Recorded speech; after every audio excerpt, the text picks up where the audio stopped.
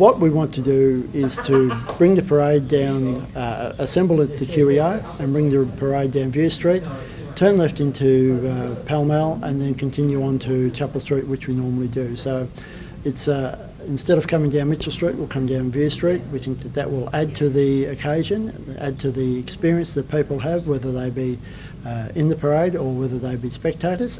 And it does allow us to deal with the issues of occupational health and safety for participants in the parade, because there's fewer turning corners, there's more straight lines, which is important if you're trying to drive a semi-trailer or if you're part of the legs of the Chinese dragon.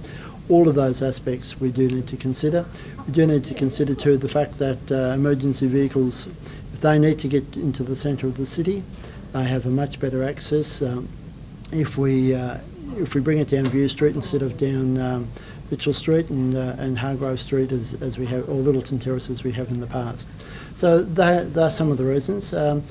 Another one, of course, is the fact that it does allow people to park right in the centre of town now, and that we think will be a winner for many people, because in the past we had to block it off at Myer Street and there was lots of car parking spaces, and people were saying, why aren't we able to park there? We couldn't let you in.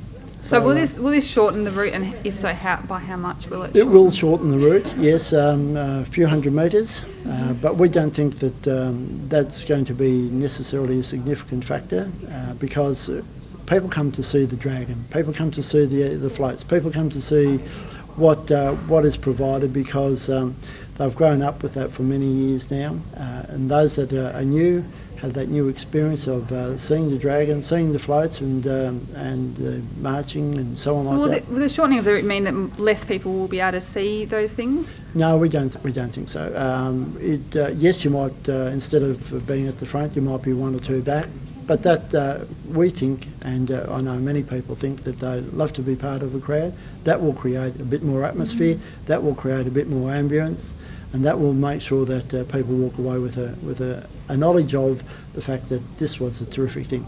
So when you said before that you've put safety before enjoyment, was that? Can you clarify what you meant by that? No, in the past what we've had is there's been less emphasis on safety, if you like, compared to the enjoyment, the fun and so on like that.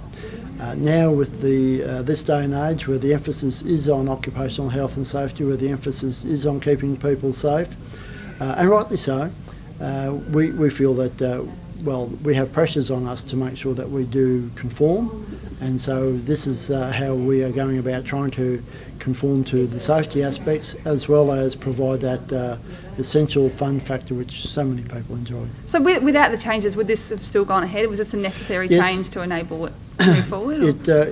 It's sort of gone ahead, but I think that within the next year or so we would have been moving to come down View Street, simply because those pressures are getting more and more insistent each year, and as a consequence we need to make sure that we react to them in a positive way, which enables the Easter Fair to keep going, or the Easter Festival to keep going, people to enjoy themselves and yet be safe. So with the shortening of the event itself, has that had anything to do with the entrance numbers, or? No.